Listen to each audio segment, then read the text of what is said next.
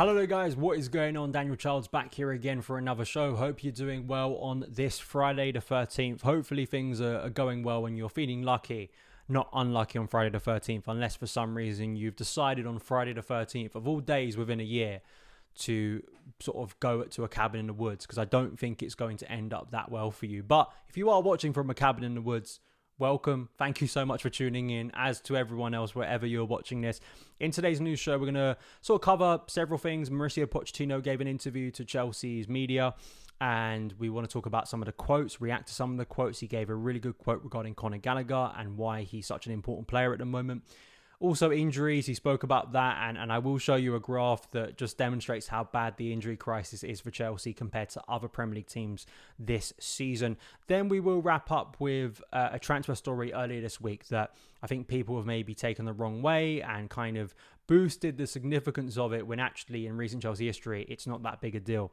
So we'll get into all of that. Please hit that like button. Please share the video around with fellow Chelsea fans. Gets more people involved. If you're listening on the show on the go, make sure to give us a positive rating review. 5 stars is the appropriate number of stars to give the podcast.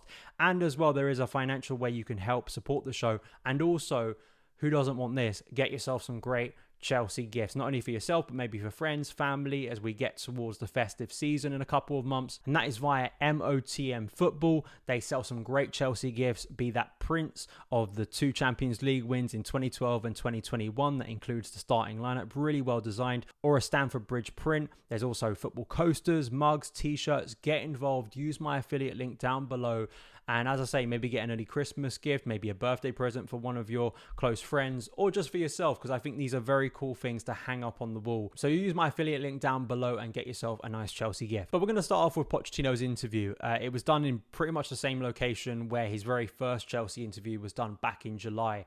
So he said some interesting things. I think he spoke about recent performances going well, results sort of turning around and that being a positive, and kind of the long-term goals of this team under his coaching. But then also he spoke about injury. So this is what he had to say about that. And then we'll come back and I'll show you how bad the injury situation has been so far this season. Many players injured and key players that cannot compete and train with us.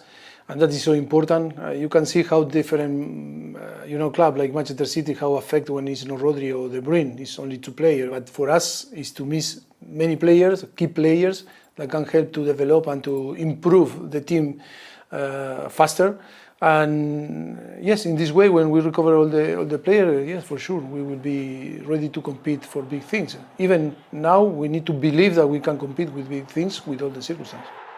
I think it is difficult. It is when you miss that many key players and it just disrupts plans. We spoke about this, and I think Pochettino said it before maybe the Bournemouth game. He said maybe the last international break how his attacking plan had to keep changing because of the injuries to both Christopher Nkunku and then Connie Chukwuemeka, and kind of a third attacking plan that saw Ben Chilwell in this left wing role. It feels like he's got something now that's working a lot more for Chelsea, but it's very, very difficult. And seeing this graph via premierinjuries.com, it was posted by Playmaker Stats, that compares all of the injury lists so far this season, and Chelsea are unsurprisingly the worst so far this season. This is as of the 12th of October, so very recent. Chelsea are top of this list with 12 injuries. The closest is Crystal Palace with 11. The lowest on this list are Manchester City with only 2 injuries, and you have West Ham, Wolves, Arsenal with 4. I heard Arsenal fans complaining recently about some injuries they have to players.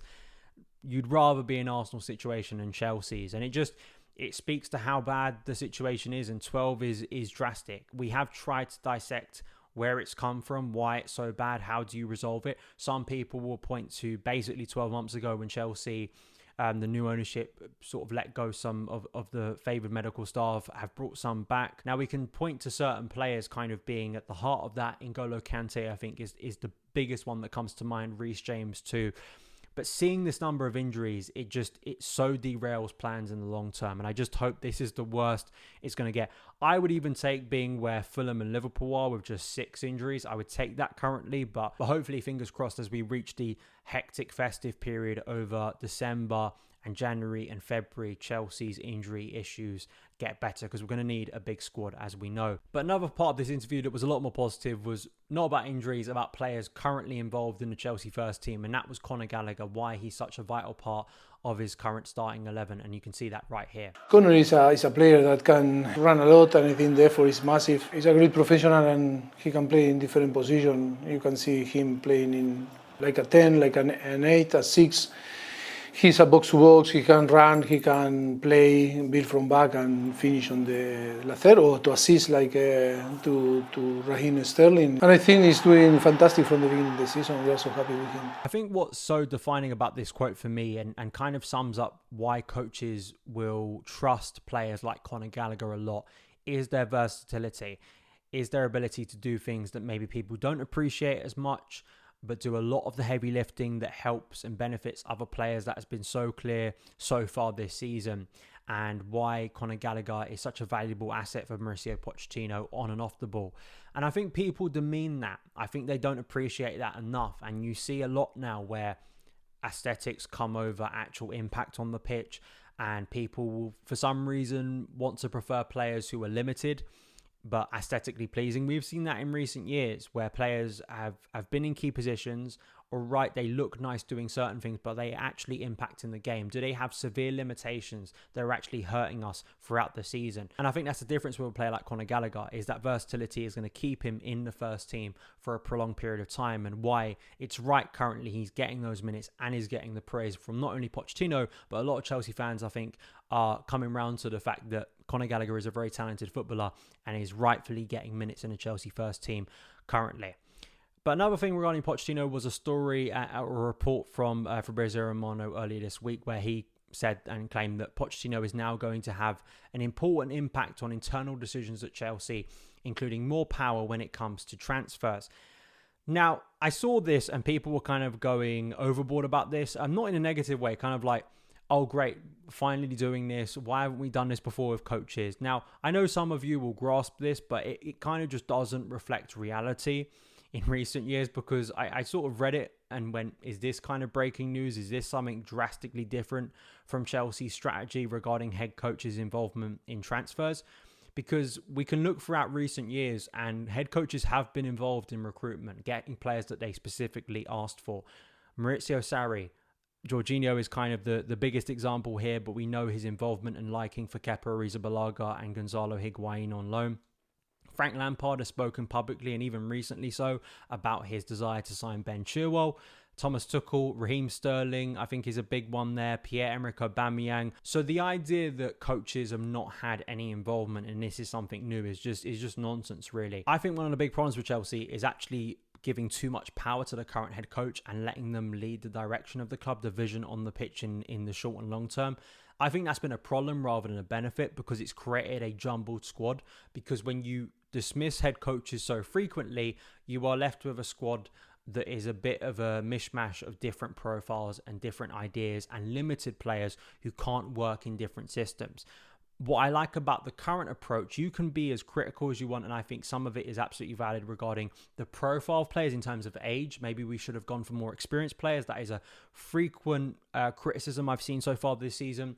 Or maybe selling players too quickly. Whatever it is, you can have those criticisms. But I think in terms of the profile of these players being more versatile, I think in the long run, it will make Chelsea more suitable, and I think hopefully make Chelsea a much more consistent team and create a squad that can work in different systems, in different ways. That has always been kind of my belief, is that going in for these specialist players might work for one head coach, but unless you're going to give that head coach all the power and all the trust over a number of years, which is probably unrealistic, you're setting yourself up for failure unless that player and that coach form such a great relationship that, like a Jose Mourinho type situation, where at least if it's only for like 2 or 3 years, you win a lot of trophies and you can kind of go, all right, the collateral damage later on is probably worth it because we've won things.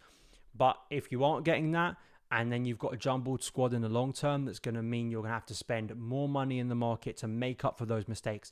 I'm not buying it. I think the current model, I actually think, is more suitable and hopefully will create better transfers and a better recruitment policy in the long term. So I wouldn't be surprised if Pochettino is obviously having a say on some of these transfers, having preferences over players he would like to see come in. But I don't think just we're only buying this player for this specific coach. As we saw with Pierre-Emerick Aubameyang, I think is the best recent example of how bad that strategy is, especially when you decide to sack that specific head coach you've brought the player in for literally a week later. It's an awful idea.